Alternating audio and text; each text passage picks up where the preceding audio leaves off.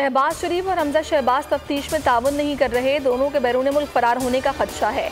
FIA का banking अदालत से जमानत की दरखास्तें खारिज करने की इस्तदा, कहा जमानत में तोसी होती रही तो तफ्तीश मुकम्मल नहीं हो सकेगी।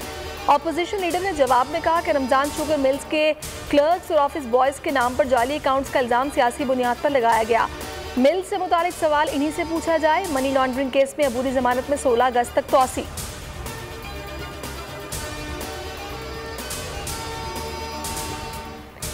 आज़ाद कश्मीर असम्बली की 3 मखसूस नशिस्तों पर इंतखाब मुकम्मल, तीनों सीटें तहरीक इंसाफ ने जीत ली। उलमा मशाइख की नशिस्त में मोहम्मद मजहर सईद 27 वोट लेकर कामयाब। टेक्नोक्रेट की सीट पर रफीक नैयर को भी 27 वोट मिले।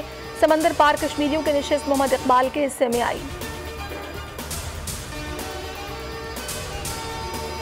शहजाद अकबर का नज़ीर चौहान से फिर टेलीफोनिक रब्ता, फरीक़ैन सुलहनामा अदालत में पेश करेंगे। सुलहनामा के जरिए नज़ीर चौहान की जमानत का मामला हल होगा। राबता फयाजुल हसन चौहान ने करवाया, बोले मैं जामिन हूँ, चीज़ों को सुलह सफाई से मंतकी अंजाम तक पहुँचाना है।